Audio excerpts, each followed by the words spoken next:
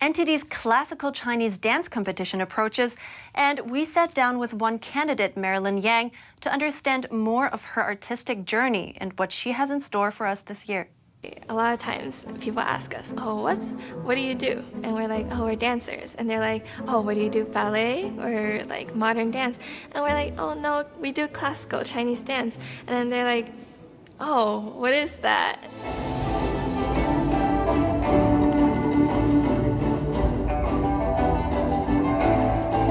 Marilyn Yang is from classical Chinese dance company Shenyun. A former gold medal holder, this is her third time joining the competition.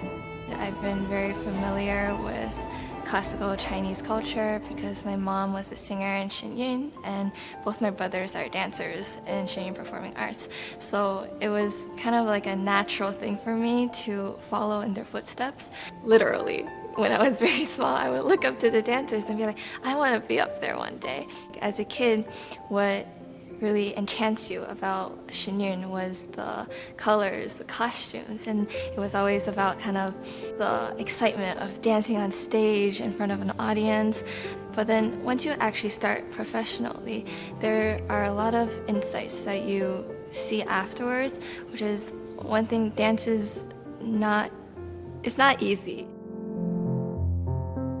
She is particularly impressed with one dance training she received at Shenyun, Shen Dai Shou, or the body leads the hands, and Kwa Dai Tui, or the hips lead the legs. It really makes your moves very clean and big, and the way you can express yourself through your dance is a lot more powerful. In this technique, the core of the body, the source of all emotions, powers all of the movements. For example, if someone were to express like shyness, instead of just using your arms, for example, to pose like a pose that's like shy or like you're blocking your face or that it's like your body is moving first, like happy, like you might move here first, like excitement.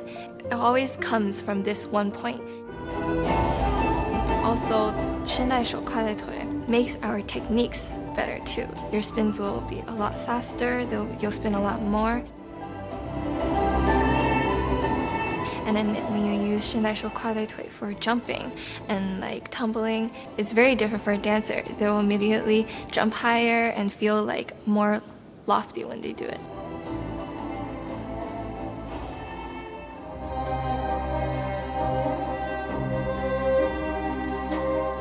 Choreographed for this year's competition shows the story of Wang Zhaojun, one of the four most beautiful women in ancient China. Wang prevented bloodshed in her country by being a peace bride, married off to a remote and barren land that's close to today's Mongolia. But instead of focusing on the teary departure scene, Yang turned to the beauty's life on the barren land. For me, I incorporated some Mongolian dance moves. I wanted to show that her heart was open. She accepts her fate and she's not bitter about it, and that it's already become a part of her. Like this culture, this Mongolian culture is part of who she is now.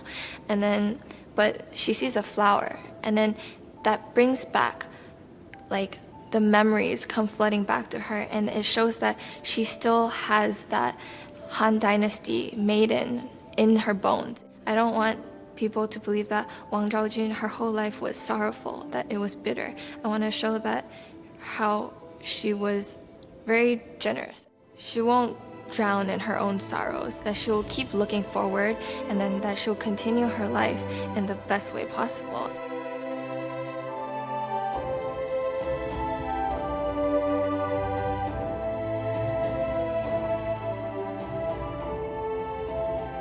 Yang said classical Chinese dance is able to embody 5,000 years of traditional morality and virtues into its essence, and it requires certain traits from the dancers. What really stands out is the selflessness.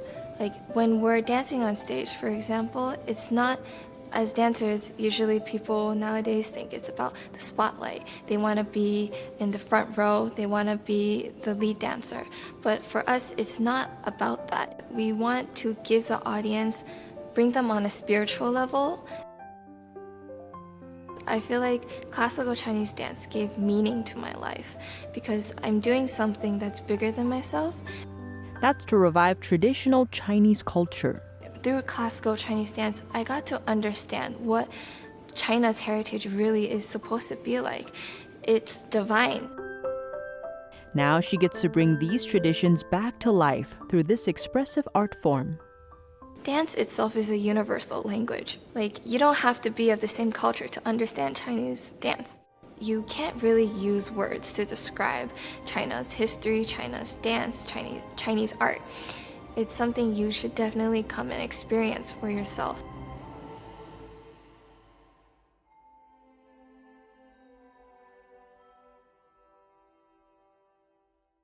The competition will be held on September 2nd through the 5th. If you enjoy dance or ancient Chinese stories or wisdom, you can get your ticket at dance.ntdtv.com. You can also watch our live stream of the competition at ntd.com.